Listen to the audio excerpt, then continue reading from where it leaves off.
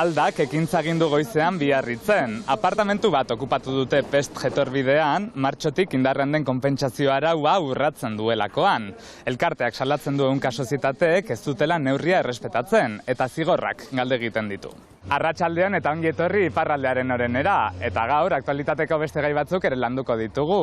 Tartean Biarritzen asteburuan izan den harrotasunaren martxa, edota Baionako besten sartzea, gaurtik goiti eskuragarri. Has gaitezen!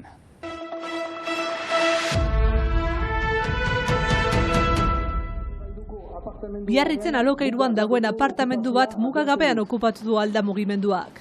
Ekintzaren bidez sozietate batek iparraldean martxotik martxan dagoen konpentsazio legea urratu duela salatu du. Gogoratu behar da, konpentsazio legea dela eta etxe bizitza turistiko bat alokatuz gero, iraupen luzeko alokairu bat proposatu behar dutela jabeek. Jabea SARL bat da, eraikin guziaren jabe dena, eta badakigu lehen solairuko apartamendu hau beraz epe lapurrean alokatzen dutena, konpentsazio neurria bete gabe alokatzen dutela, eta JIT.fr eta Booking plataformetan erregistro zenbaki faltsu batekin agertzen dela. Mugimenduak azaldu duenez okupazioak luze iraundezake. 3 gauentzat hartu dugu, hori baitzen minimoa, 450 euro pagatu ditugu, eta horren truke gakoak ukan ditugu, eta diogu horrek ahozko kontratu bat sortu duela gure artean, eta ahozko kontratu baten kasuan 3 urteko kontratua dugula, eta hemen girela 3 urterentzat. Okupazioa abiatu eta Alda mugimenduak jabeari deitu dio, agertu denean tentsio uneak bizi dira. Iparraldean ehunka etxebizitzek praktika iruzurrak egingo lituzkete. Bai, lehenik horretarazi nahi dugu konpentsazioaren urratzea larria dela. SARL horrek 50.000 euroko isuna arte ukaiten luke, eta bestalde auzitegiak behartzen aldu apartamendu hori berriz epe urte osoan alokatzerat, eta hori ez balu egiten egunero 1.000 euroko isuna ukaiten luke metro karratuka, hemen erran nahi baita 50.000 euro egunero. Orduan azpimarratu nahi dugu konpentsazioaren urratzea larria dela, eta guk hemen egiten ari girena, prest girela egiteko gaur egun konpentsazioa urratzen duten sozietate plataformen guzien kontra, eta badakigu ehunka urratze egiten ari direla Ipar Eskualerriko tentsio gunean. Biarritzeko herriko etxeari prozedura judizialak abiatzea eskatu dio Aldak. Biarritzeko herriko etxeari eskatzen diogu plataformei fermuki eska dezan, iragarki faltsu edo zenbaki gabeko iragarki guzien kentzea, eta bestanez prozedurak abiatzea plataforma horien kontra auzitegietan. Aldak gizarteari ere deiekin dio asteartean 7etan okupatutako pisuan bertan antolatu duten topaketan parte hartzeko.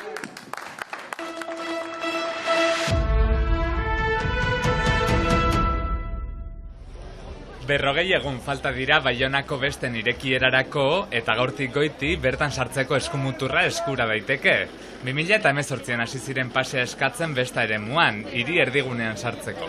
Eta aurten ere, hala izango da. Ostiral goizetik igande gaueraino erakutsi beharko da, Baiona txipi, handi edota Santizpiritutik sartzeko. Aurten prezioa mendatu da, eta 12 euro ordaindu beharko dira eskuratzeko. Salbuetsita daude baionarrak eta 16 urtetik, azpikoak. Denek lor ditzakete gaurtik hasita haien eskumuturrekoak, hiriko 5 posta bulego eta 70 salmenta puntuetan. Bestela interneten ere lor daitezke, edota besta egunetan bertan, sartzeetan jarriko dituzten postuetan.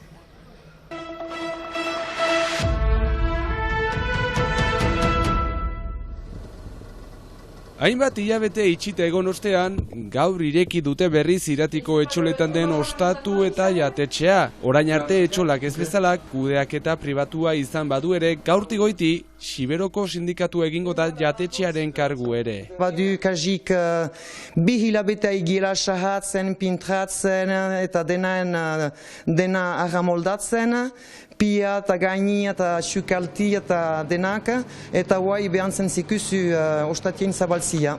Helburua bertaratzen direnek egun guztian zehar zer jan eta edan izan dezaten da, eta zerbitzu hori bermatuko dute. Ostatian egunotan jaten ahalko da, bai goizez izanen da kartatipi bat, gailentako, eta gio eguerditik biaketerdi hiuak arte, hor menua izanen da, eta gero araberriz hiunetaik zazpiak arte, kartatipi hoiara ezartzen dugu, eta zazpionetaik bedatziak arte gio araberriz mahanin jaten ahalko da menua. Hala ere, sasoinaren arabera ordutegi horiek moldatuko dituzte. Udan egunoz zabalik izanen da, eta gio negin haigututzu moldatzen, mena pentsatzen dizugu ostegunez zerratzia. Negu betin nune ezten nihue, eguerditan bakarrik zabaltzia. Eta nola ez, beti Siberuko mozkinak lehen etxiz. Prefosta emaiten dugula lehentarsuna sibotarer, eta espalima dugu sibeunatz maiten, urrepele iparlabekilan lan eginen dugu, eta gio mozkin ezberdinekilan idoki eta biologikoan dienen mozkinekilan ebai. Gaurti goiti beraz, berriz ere irekia da Iratiko etxolen jatetxea.